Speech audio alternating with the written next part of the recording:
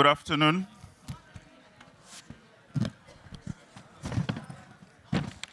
Good afternoon. We'll be starting in about 3 minutes. Please take your seat, get some water. You've all received this booklet. Please use your mobile phone to scan the QR code because it will help you to participate in this session. Please do that, and we start in 2 minutes.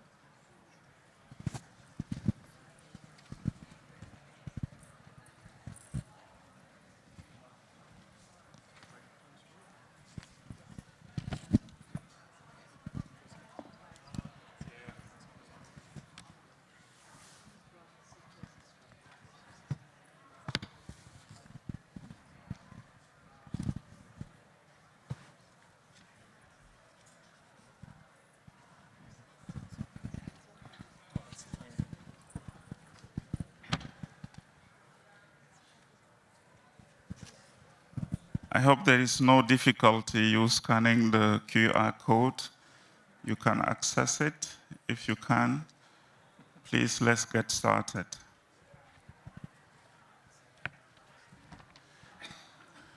Good afternoon. My name is Apollinaire Jikeng. I'm visiting from the International Livestock Research Institute. Really delighted to be facilitating this exceptional session this year in the Ball of Dialogue. It is about reimagining partnership to transform the agri-food innovation chain. And we have with us here a significant panel. I would like to be very brief in the introduction so that we can hear and get the most out of them. We are about catalyzing and nurturing partnership to accelerate ideas to impact. Often we do proof of concept, but we never fail to respond on time in taking new ideas to impact. The agri-food systems today are really complex. They are very diverse. They are also under significant pressure. Some of the pressure are related to what we know, but a significant part of the pressure is about the climate and also funding for R&D. How can we really reimagine partnership to ensure that we can make the most out of what we're able to offer? It's about increasing R&D, as I mentioned, but what are the drivers that we can really focus on to ensure that the R&D investment is increased and that we can very quickly connect new ideas to impact? We have in front of us here a significant panel, as I mentioned. Let me introduce them very briefly. We have Diana Horvath of the Two Blades Foundation. We have Phil Pardee from the University of Minnesota, really known for the GEMS informatics. We'll hear more about it.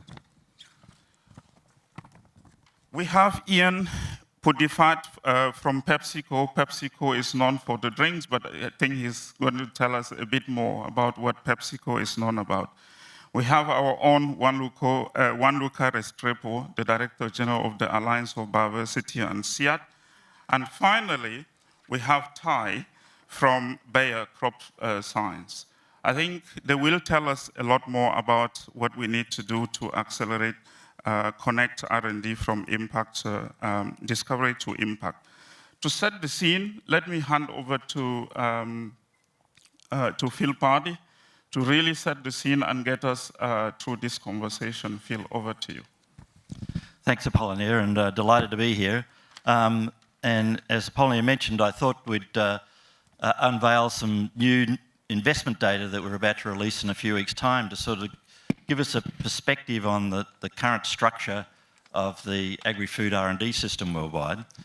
And over the past 4 decades, the aggregate trends are pretty impressive. We've had nearly a trebling in the total amount of public and private investment in agri-food research from around 38 billion in 1980 to around 110 billion in 2021. But beyond those aggregates, there's a seismic shift in the structure of where and who is doing that research. Our estimates indicate that around half of the world's agri-food R&D spending now takes place in the middle-income countries. Half of that total now occurs in the Asia-Pacific region. So that is a huge geopolitical and geospatial shift in the location of agricultural research. And of probably importance for the panel's discussion today, half of that total is now done by the private sector. So we're no longer looking in an increasing number of countries of systems that are dominated by public systems, but the reach of the private sector is now spreading well beyond the richer countries and moving heavily into the upper middle income and lower middle income countries and further down the spectrum. Of that 110 billion total, just 10 countries account for 70% of that total. 3 of those countries are middle income countries, and they're the large agricultural economies of China, India and Brazil. But perhaps a reflection of that concentration on the flip side is this huge growing geographical disparity in agricultural R&D spending and a sort of growing global R&D divide.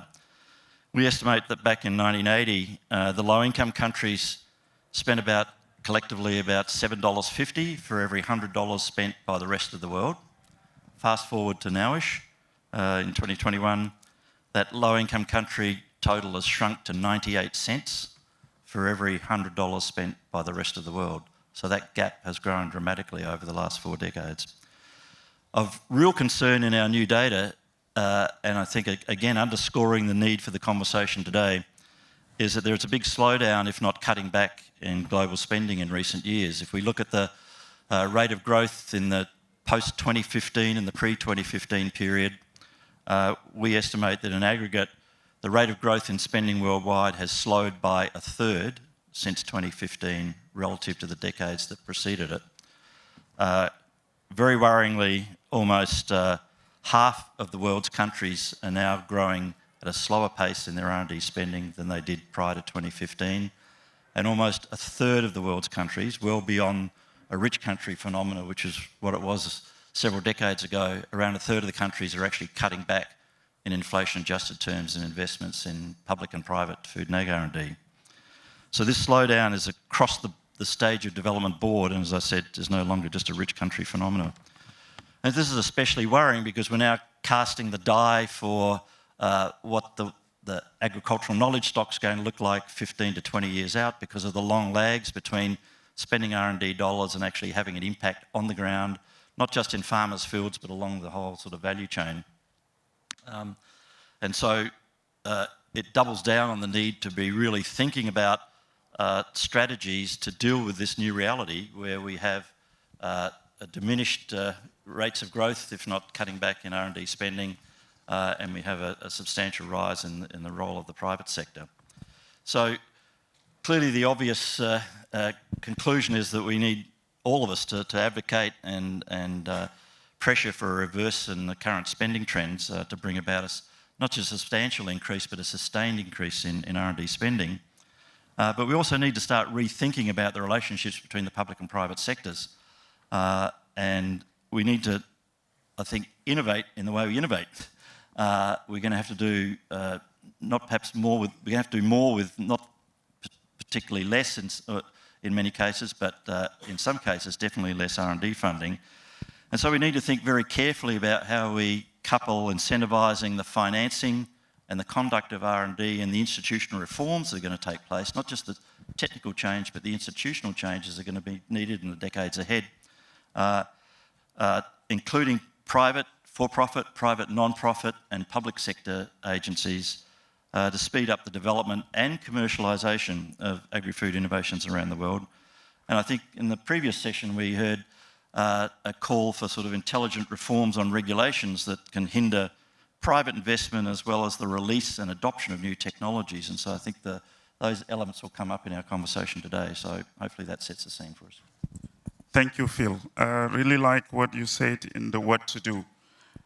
Innovate, do more with less, but also institutional reforms. I think we can come back to that. So let me start with the two colleagues here representing the private sector. The question is to you, Ty and Ian. So can you please share with us your approach to R&D from the private sector perspective? Yeah, sure. So there is an echo. So yeah, there's a bit of an echo. Yeah, thanks for inviting me to this panel. Great to be here with everybody. Maybe just I'll give you a little bit of a background. So I think most people know what the big multinational ag companies do in general, but for Bayer Crop Science, I kind of break it into like three different areas. The first area are the main crops that we work in, and these are global in nature. Corn, cotton, soy, canola, vegetables, we have a business there. We work in wheat and rice as well. So some of the big row crops that impact a large part of the world's agricultural productivity areas. The geographies that we work in also end up having probably the most infrastructure to allow us to do those things. There's infrastructure where irrigation is required, financing is required, talent is local and abundant. And so that's the reason that we're in those countries with those crops. It has the biggest impact that we can make when we have the higher acreage that we can impact with new technologies. And then if you think about the technology platforms that we invest in, these span from large to small farms if we want to scale them. So obviously biotech, plant biotech is one of our main focus areas. We've invested heavily in biotech for over 30 years now. I think there's 67 traits in the market that have been invented that are helping growers deal with insect pests, weeds, and disease, and even drought. We have a crop protection division that's pretty heavily invested around the world, mostly in horticulture, but in row crops as well, to help growers deal with the same kinds of pests. More importantly, I think we've begun to move towards some new technologies that are a bit easier to manage in some respects, a little bit harder in others. So we also have a biologics business. Over time, the biologics products that have been in the market haven't really applied themselves to the level that we were hoping for decades ago in the big row crops.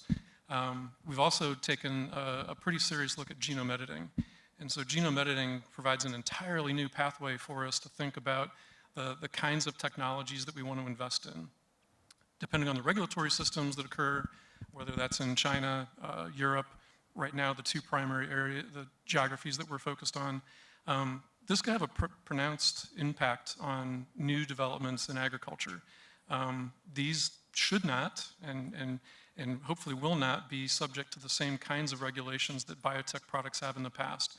These are the same kinds of traits that you can develop through traditional breeding, but you can do it pretty fast. You can do these in 5 to 7 years where traditional breeding could take you a lot longer.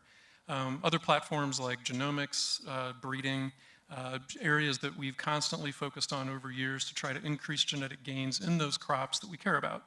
And then more recently, artificial intelligence. And where that comes into play isn't for necessarily increasing automation or dealing with operational things, but really helping us develop hypotheses that we haven't been able to execute before.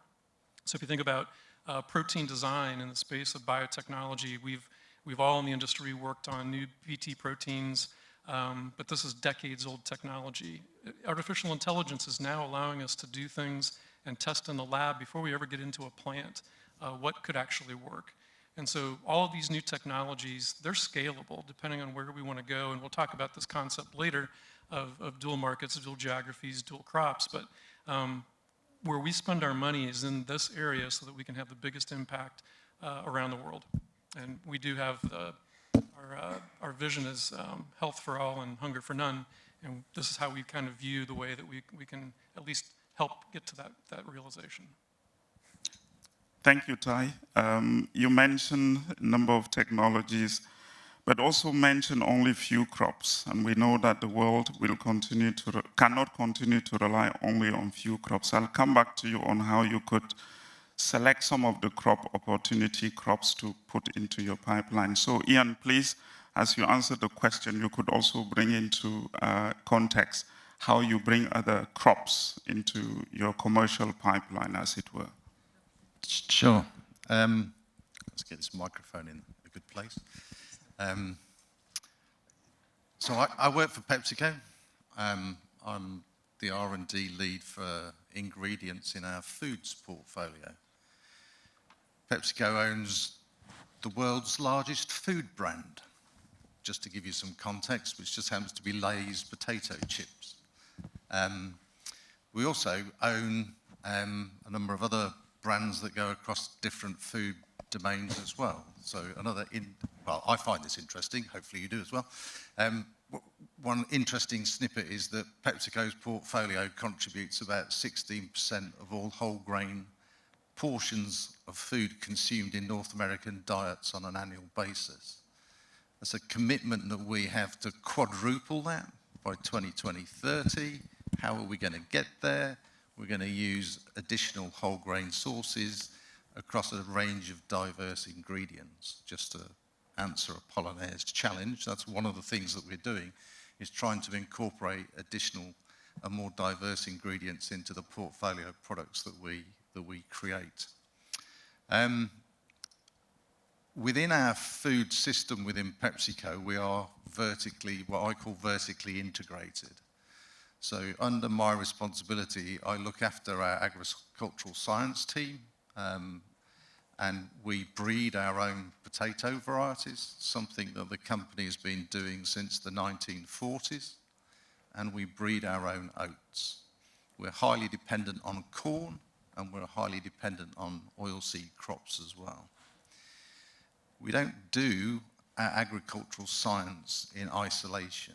We have a number of partnerships to enable us to work in the space, because we're not an agricultural science company. We're a food company, and we look at sourcing materials for our products in a reliable and productive and sustainable fashion. So an example, oats.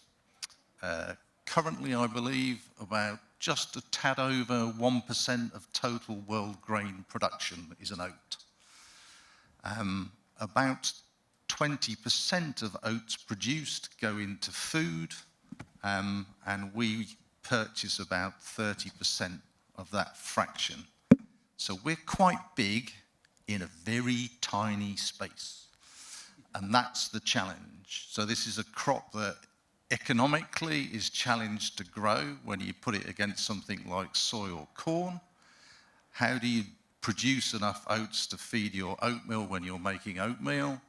You need to make sure that growers have access to varieties and agronomic practices that make it economically viable, and that we can get the right kind of food oat quality. So we have specifications in both oats and potato that are quite difficult to get to.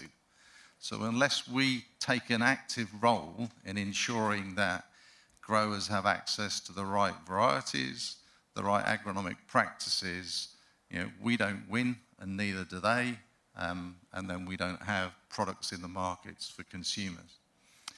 So we've done a number of things in those spaces. So over my tenure, we've co-invested with Corteva, for example, to sequence the oat genome. It's a publicly available resource now. We did it because nobody else was going to do it. And we need it as a foundational unlock to support a broad spectrum of R&D to enable people to advance other aspects of research in varieties. We've built, using public research collaborations with a number of academic institutes, we built a crop model for oat to understand how oats grow from seed to harvest, and we've used that to create agronomic practice unlocks to lower the amount of nitrogen and time nitrogen inputs into the crop. We estimate today that that's saving us about 10% of the GHG footprint in oat cultivation. and we have the science data to back that up as well. So those things that we have done lift the base of the industry. It's what we call, bringing the tide in to rise all the boats, because we all benefit from that perspective. We also use some of those insights to create proprietary unlocks as well. I won't deny that. There are some things that we can do with that information that allow us to create advantage in our own business stream as well. And when we do that, we're creating value for our company, but we're also creating value for the growers that grow for us. And that lifts their capability and provides a piece of another commitment that we have, which is to help increase the value of livelihoods in the local communities that we work with. So that's just a couple of examples of how we look at partnership and what we do with it. Thank you, Ian, and thank you, Ty. So we know that context is really important. And on this panel here, we have Juan Luca, who represents the Alliance of Biodiversity and CIAT, and more importantly, the bigger CGR family. Please bring into context the reality in the global south, where we are largely dependent on small-scale growers. Thank you, Apollinaire. Great to be here. And after listening to Phil, and from where I'm sitting, we are surrounded by the private sector. Meaning, in terms of trends, R&D of the private sector is covering a lot of ground, and we need to acknowledge it and reposition our work and ourselves. So a couple of things, two ideas I need to bring in this first part of the conversation.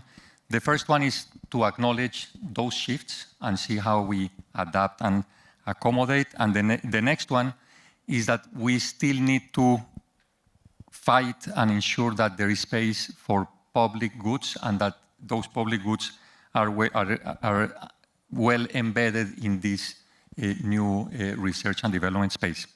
So on the first one, of course, from a CG Research Center, we cannot swim against the current, but rather adapt to those changes in investment flows, where we need to reposition our role and leave behind or contribute differently to work areas or geographies where these R&D and SOMNARs are coming very strongly. We also need to become sharper at the ideation, development, deployment continuum. We waste too much time with solutions that may not fit exactly those markets and do not come from proper ideation from those markets. And we have two CG platforms, Accelerate for Impact and the RAM, that are bringing our scientists into those spaces, innovation challenges, to really help them connect in a better manner. And then, of course, we still have 500 million small farmers producing 1/3 of the world's food, where there is huge opportunity in terms of spaces, opportunity crops, etc., where our role is perfectly complementary to that of the private sector and this investment. And then, in terms of the public goods, they remain essential. We need to focus our research efforts so they can be taken up by different entities across different users, different geographies. That's the nature of what we do, and make sure that we position them well to reinforce and complement the efforts of others. We also need to, and what we heard from PepsiCo, we need to better learn how to participate in private sector consortia in the pre-competitive space. That's where private sector feels a great opportunity to collaborate and partner. And then, of course, understand in our work how we use the market pool. And it could be because of new opportunities from consumers as they're changing their habits, or it could be also from public policies, for example, school feeding programs that can really generate these very strong dynamics. Thank you. I think we can really go a bit deeper into the partnership. So I would like to turn to Phil and Diana. Phil, you mentioned in closing, we need institutional changes. So how would you frame that to strengthen and really accelerate in building relevant partnerships? Yeah, perhaps reflecting on some of our experiences at the University of Minnesota, where we've been working hard to try and bridge this sort of public-private divide. And in doing so, we've been working through to sort of rethink the shared value proposition in agri-food R&D data. So the immediate end result game of R&D, whether it's done by the public or private sector, is data, and that data then translates into technologies and new innovations and so forth. And if you step back a little bit, much of the data created by the public-funded R&D is de facto treated as a public or a common good and is made freely available to users, although it's not freely available to create or to maintain or sustain. And much of the data created by privately funded R&D is covered with IMP, and most of it's retained within companies, although as some of the examples we gave and Ian mentioned, where there's sort of pre-commercialisation shared interest in solving some problems, that it helps to writ large for innovation to release that more widely. And so we've been working at the GEMS Informatics Centre to literally put sort of the technical and legal infrastructure in place to use data as an incentive structure and think about data as an asset to incentivise partnerships between public and private sector, and think about supporting open data on the one hand and private data on the other, but more importantly, to think about purposely pooled data that brings innovation partners together in ways that they otherwise wouldn't, where they have clear control over the sort of access and use rights of that data. And so very practical examples that we've been able to achieve in the last few years is that we now support 13 research consortia funded by the Foundation for Food and Agricultural Research on our platform that involves about 28 public and private partners working in pre-commercialisation space on collective research of importance to all of the members within those teams. We're partnering with Two Blades to help in them unlock some of the strategies that they've been successfully developing around gene discovery and gene deployment in a sort of market segmentated way that Diana, I'm sure, will give some insight into.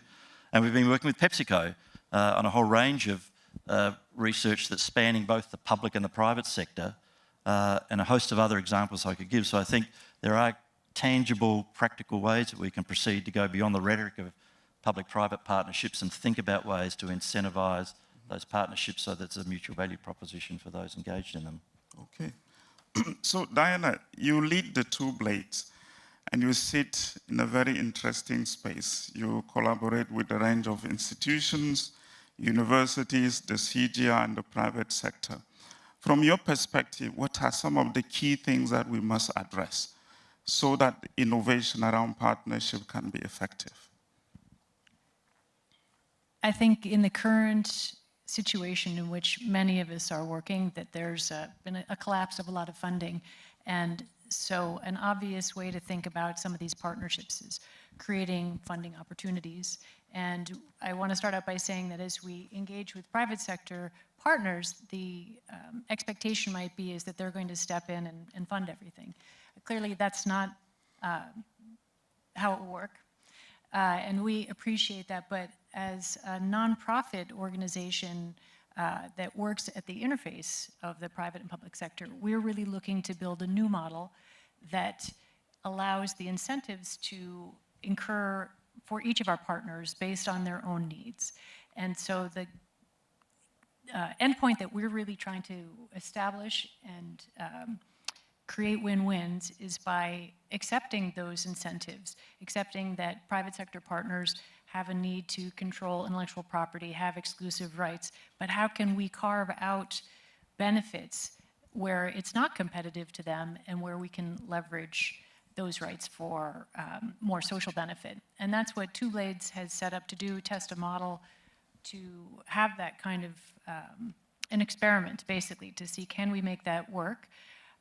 And that experiment's been going on for more than 20 years, so spoiler alert, we think it's working. But the key there is to acknowledge, accept the incentive structures, the returns that are needed by different partners and make sure that those can be realized in a win-win sort of basis. So at Two Blades, our focus is how can we translate improvements from the discovery side in the laboratory and get them into practical use. And there's a real gap there from discovery where, as we like to joke, our academic collaborators will say conceptually solved. And so they'll have worked out the intellectual part of it, but there's a whole lot of work that goes to turning that concept or in a model system into something that works in the field for a crop. And that's the space that we occupy and try to move those discoveries into validation and in the field. So we have an unusual structure in that we have 2 laboratories embedded in academic institutions, one at the University of Minnesota and one in the Sainsbury Laboratory in the UK. And we work in this way to be close to the discovery side, but we appreciate that across the initial inception of an idea to having impact of that innovation in the field, that there are different skill sets, and the academic community is an open source system. They're really there to explore blue sky research, drive openness and innovation, and publish papers. And that can be fundamentally opposed to private sector research where they want to protect and ensure that their investments bring a return. So we try to be that gap. We take the translational part, we validate it, we de-risk it, and therefore we can deliver it to other partners. And those partners can be in the private sector, but we also partner with a lot of the public sector too, as Apollinaire, you were referring. One example for that is soybean. We have been working in soybean for about 16 years. And as an example of how we operate, we used our own resources to initially pilot some solutions. And in this case, we're interested in preventing pre-harvest losses by addressing significant crop pests and disease. In this case, soybean rust, which is the biggest disease that's been afflicting Brazilian soybean. And so we piloted it to a certain stage, and then we engaged with, through 3 partnerships with Corteva and with Bayer, and we have delivered resistances into their pipelines, and we've now used the resources and skills that we developed through those experiences, those programs, to create these resources and reserve rights from those programs that we can then implement for smallholders. And now we're turning our sights onto how we can benefit African soybean production, which is a nascent field. Soybean is a very important crop for aquaculture and livestock in Africa, and we know that soybean rust is the biggest limitation there as well. So we are making sure that we can have the benefits of those collaborations where we've delivered the private sector need for the public sector. And so in this model, we address how we can improve partnerships by ensuring that our academic partners can achieve what they need to achieve, our private sector partners can achieve what they need to achieve, and we also benefit from developing not only skills and resources that we can then leverage, but we also get a fair market value from commercial success. And that helps us to continue to pilot programs. So it's really about aligning the incentives that make this model work. Thank you, Diana. 20 years of an experiment. I think there is a lot that we can learn from there. Thanks for sharing. I want to turn now back to our colleagues from the private sector. With what Diana has laid, turning to universities, you, private sector, and other elements. Tai, what's your approach for combining market investment, philanthropy, and dual market? Yeah, so thanks for that question. And I guess in my mind, I think about it in 3 kind of distinct categories, and they still overlap with each other a little bit. But you can think of it as pure collaboration. And so I think what Diana described is one of those where we can collaborate using our technology platforms. It could be genetics, it could be anything that I described earlier, in collaboration with the initiatives and the science and the product concepts that Two Blades brings to us. we have a value that we can see in the markets that I described. She can see a value in other parts of the world where we just wouldn't have the footprint for it to make sense. And I think part of it comes back to the regulations that are so onerous in some areas that it makes it just untenable for us to kind of push through those, given the return on the other side from a pure profit, not from a humanitarian perspective, but a pure profit perspective. So it makes it inhibitive for us. But if we can leverage this collaborative kind of experiment, 20-year experiment, and actually see these things show up in the channel, in on growers' acres, that to me is total success. And I love this example. I love this model. We're working in other areas outside of the Two Blades collaboration, but with Gates Ag 1 and Gates Foundation to do the exact same thing. They have a need for crops like cowpea, where we're just not going to be doing things in cowpea, but our technologies could actually enable them to do things that would help growers where cowpea is cultivated and needed as a staple. So that's the collaboration piece, and there's many examples. There's the cooperation piece, and for me, this is an area where if there's a need and a challenge, and I think we talked a little bit about this earlier, but if you take the TR4 Banana Consortium, there's a group of people, a group of scientists that know there's a need to deal with diseases in Cavendish bananas, and there's not a lot of genetic variation. So what can we do? When that consortium approached us, we have the ability to sequence genomes of pretty much any crop for not very much money and in a very fast time frame. So we're able to provide genomic sequences back to those scientists, into those labs, and then they can take that information, that data, and begin to use it to solve problems that we just probably wouldn't be doing or investing in. And that spans lots of different places as well. We've set up laboratories in the University of Wisconsin, donated our transformation technologies of how to transform plants with genes. And then anybody can come to that center and ask for those resources, and we've provided that IP free of royalties, not something that we're going to be making any profit on, but there's crops and regions that we just wouldn't go into that others can. The Danforth Center in St. Louis is another really good example. And so those are opportunities where we can take the IP that's been generated for the geographies, crops, and technologies that we've invested in, and then leverage those to provide benefit somewhere else that isn't going to be within our core business set. So that's collaboration, cooperation, and then I think the last one, and I would characterize as more community or market enablement. And so last year when I was here, I had the privilege of announcing a $32 million corn processing facility in Zambia. So obviously this is a benefit to us because we'll be able to bring better hybrid corn into Zambia, meeting some of their goals for their future of 10 million metric tons of high quality corn seed for that region.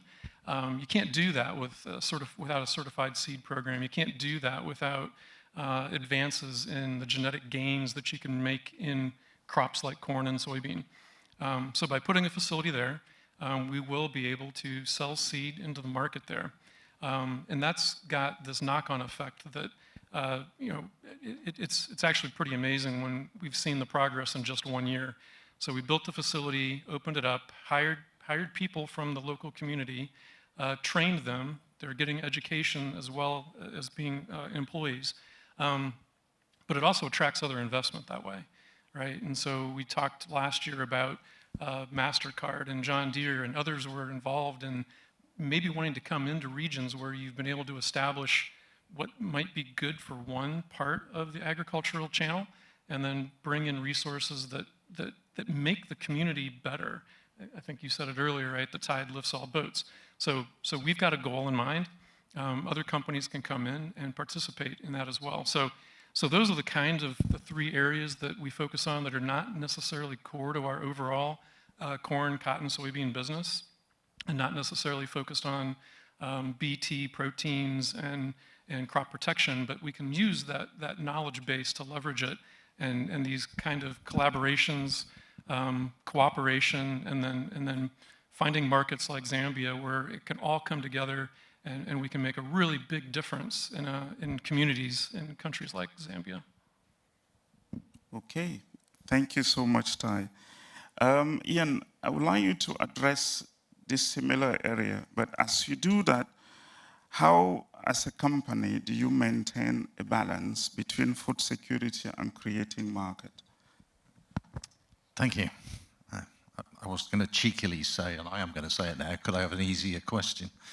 One of the benefits that I have working for a large corporation is that I have lots of colleagues. So I work in R&D. We have a global agricultural organisation that covers our procurement, how we buy from supply chains, and we also have an operations organisation that's involved in that as well. And we also have a global sustainability office, and we have a PepsiCo Foundation. As a business, we make commitments about how we approach designing food and beverages in trying to stay within planetary boundaries for the good of people and for the planet. So it gives us a lot of potentially different levers to pull. We've invested in looking at how we get technology adoption in our grower community, how we de-risk that by knowledge transfer, how we demonstrate and pilot that. And actually, I think we've had active partnerships with Bayer, in fact, on demonstration farms about moving technology from research through development into application and into daily use. More recently, we've invested in what we call a future farm concept, where we're starting to test our varieties and look at how we maximize agronomic performance within a commercial farming operation. And we're doing that in a supply chain relevant way. So we have future farms in North America, we have future farms in Western Europe, we have future farms in Asia, and so on. So we test within practices that are relevant. And that gives us a form of resilience. That's how we drive resilient supply.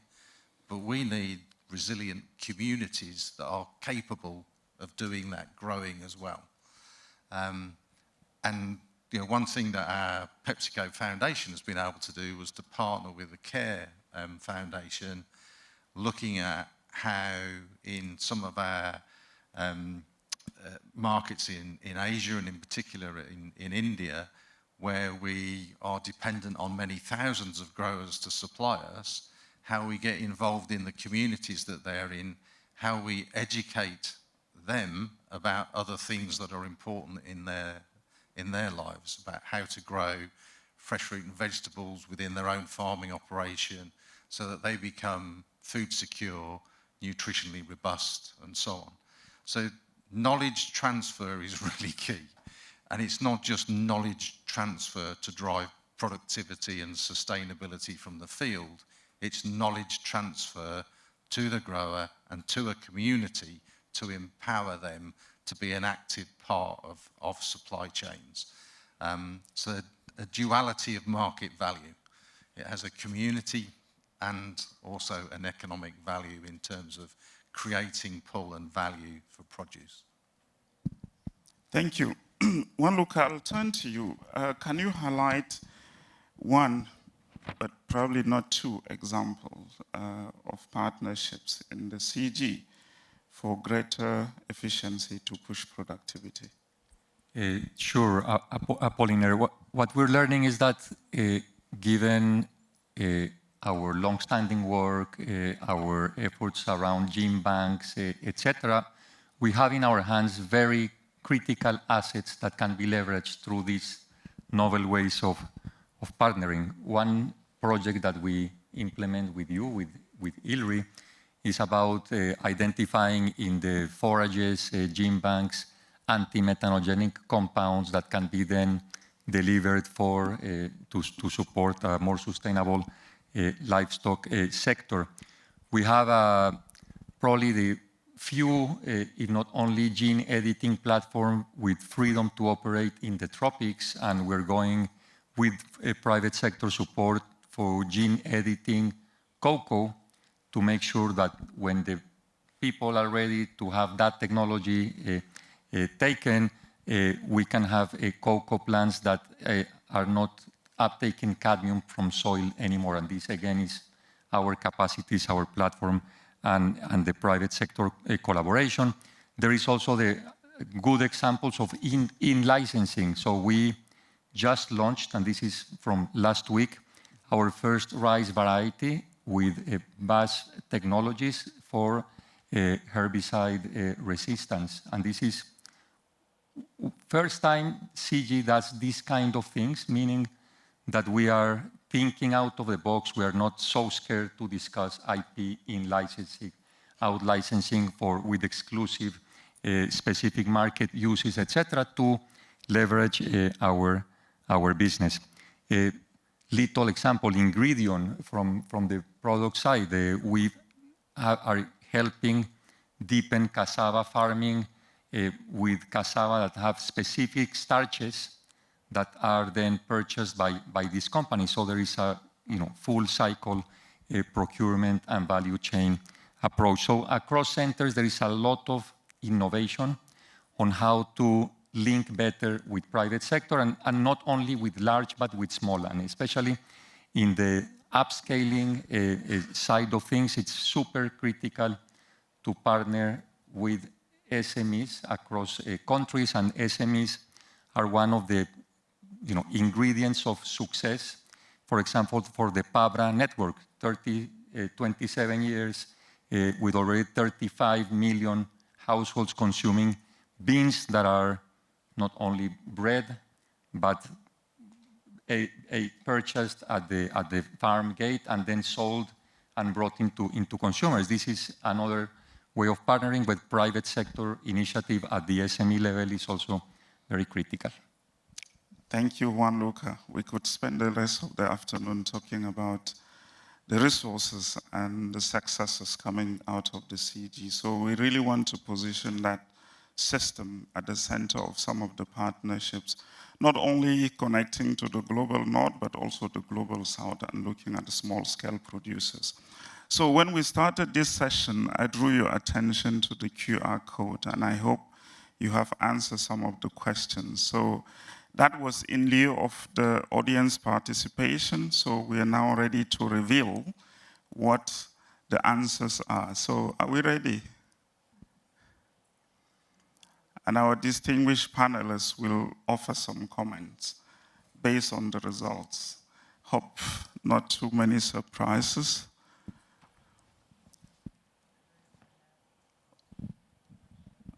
Okay.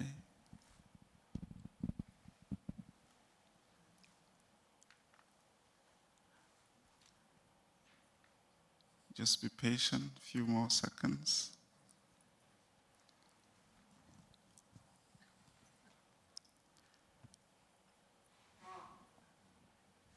Okay, first question here, it was, okay, it's gone.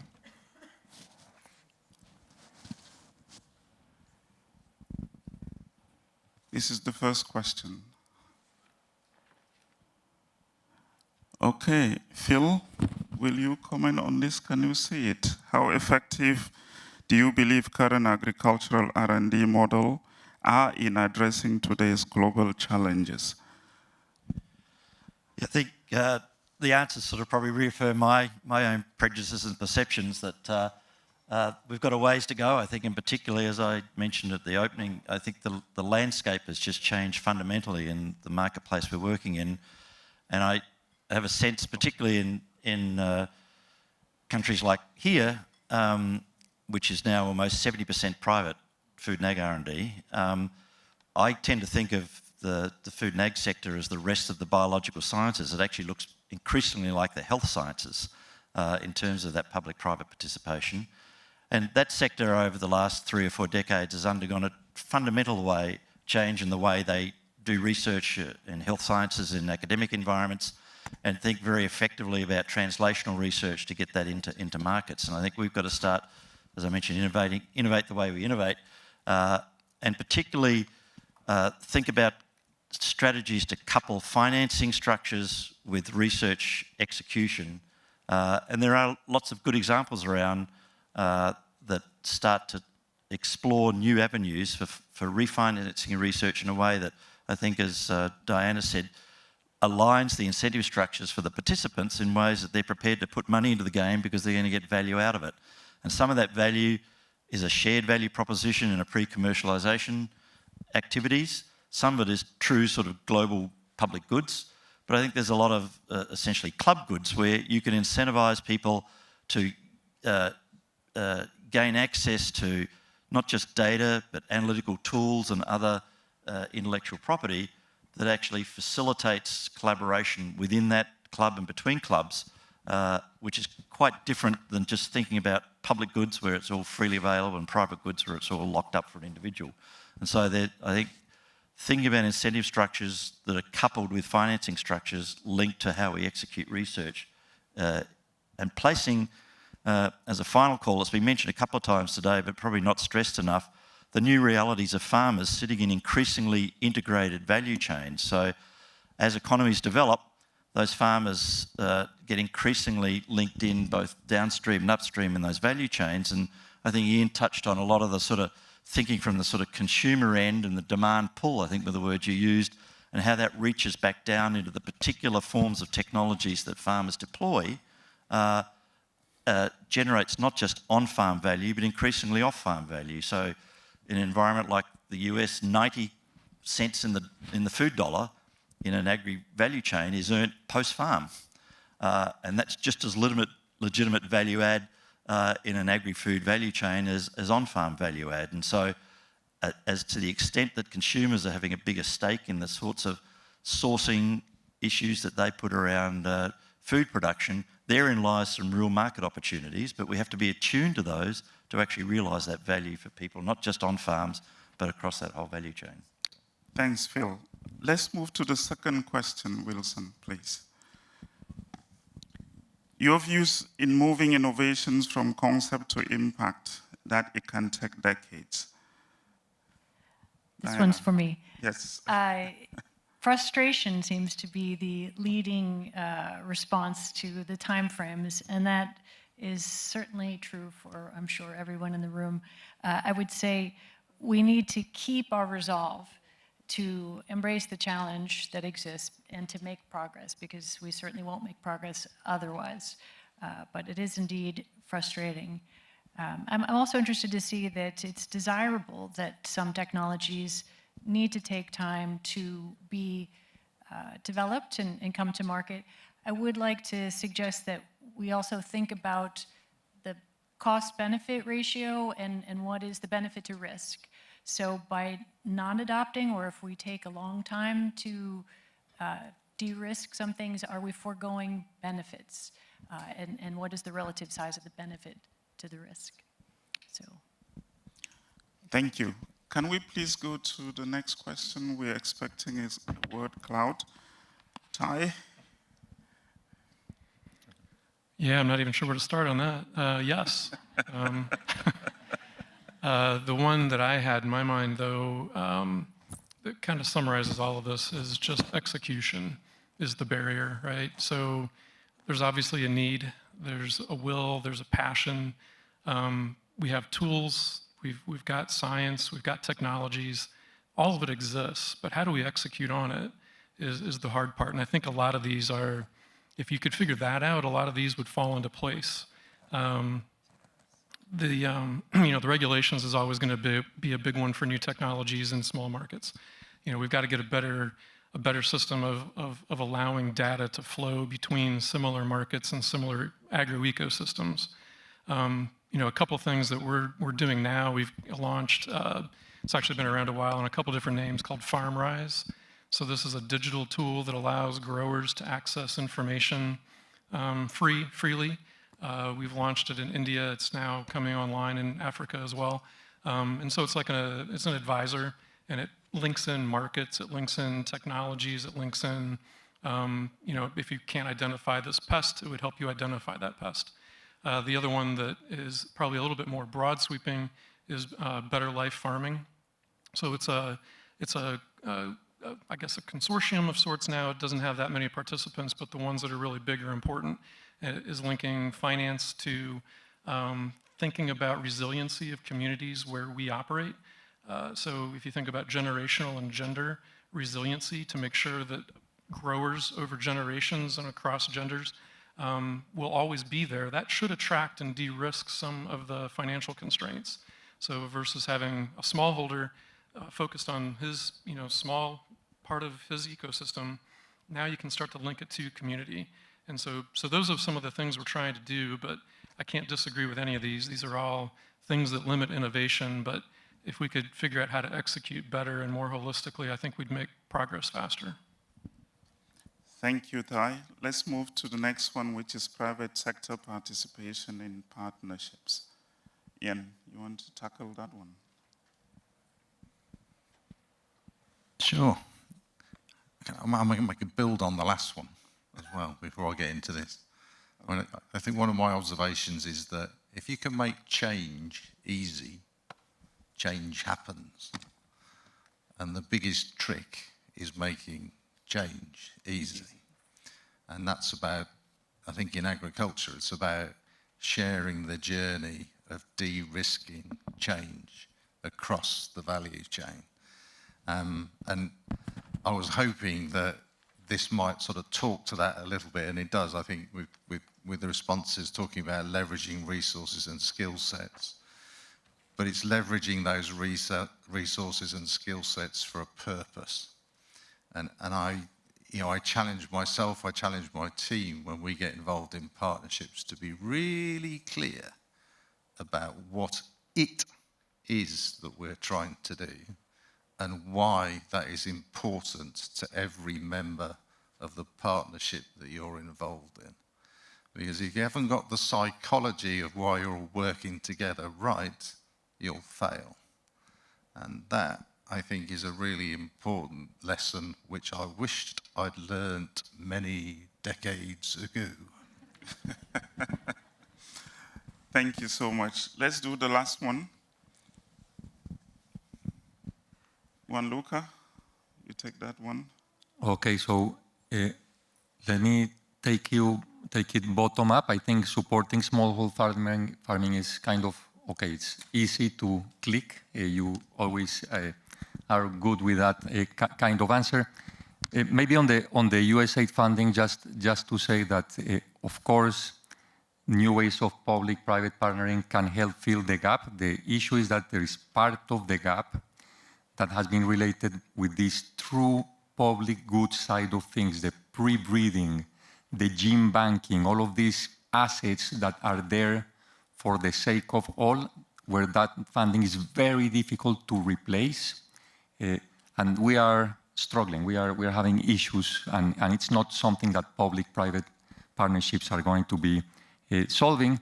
And then on the middle one, the tie outcomes to market demand, yes, and because we also need to be careful that it's not market demand looking at the numbers, because we then fall into big crops, big areas, the markets of the private sector, but where is our role in terms of opportunity crops, leafy vegetables, communities where we need to focus, and we can go for big solutions at small scale, and those are still markets, and we still need to take care of them.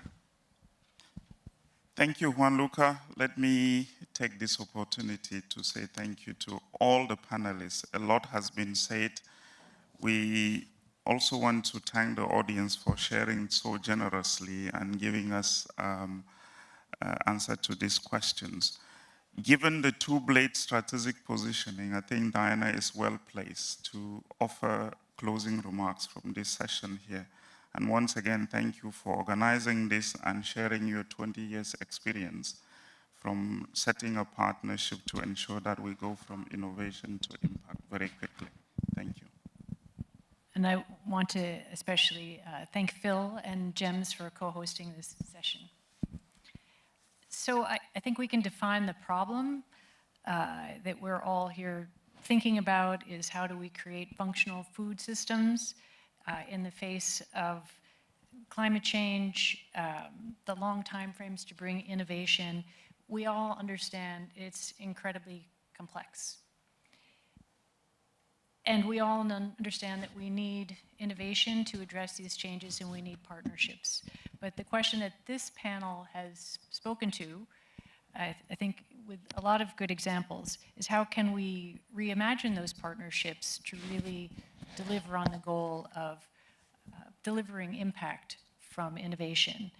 And what you've heard in many examples here is that aligning incentives is critical, thinking about markets and what products are going to be perpetuated because they're needed. And also I would say that having the breadth and depth of this whole process, the innovation chain, so being able to think not just in your area of expertise, but think along the whole process and who are going to be those key partners as you go through, acknowledging that individual members of the process have a certain depth of expertise. So spanning that breadth and depth together is the way you achieve the whole thing that's complicated. I think we got some really nice examples of the win-wins out there and making sure that incentives, as Ian said, had the duality of market value. For example, Ian, you spoke about the genome and future farms. Those are great examples and focusing on resilience of the supply chains.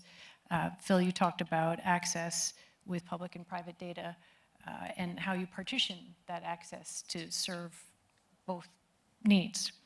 Ty, you mentioned the banana case was a good example of a win-win in giving away IP outside of your core areas of interest. And Juanluca, when you talked about how the CG has made a change in thinking about IP and embracing public and private partnerships from that, I think those are all excellent examples of these win-wins that we're trying to describe as a solution here. And the impact of successfully doing these things is that all the partners are invested in the success of the effort. They all have some skin in the game and want it to succeed. It's not just a do-good sort of situation. And that can lead to gaining efficiencies and speed because we understand these are urgent long-term problems that we need to act now. The die is being cast, as Phil said, and that we can meet the demand where it is and help people earn income. It's a kind of enlightened self-interest. So I just want to leave everybody with a call to action, hopefully from taking away some of these thoughts, which would be to think globally across these complex systems, but act locally where you can with the right partners that will facilitate what you can bring to the process. And seek not just partnerships for the sake of partnerships, but those that really find those mutual benefits. And it's a process, a bit more work. But I think, as Ian, you were saying, it's good to figure it out earlier on than later. And then lastly, for innovators especially, to think beyond take it to the farmers. That's a cry we've heard many times. And of course, we want to enable farmers to help feed the world. But we also want to tie that to thinking about markets. So those are calls to action as you participate in these complex systems. Thank you.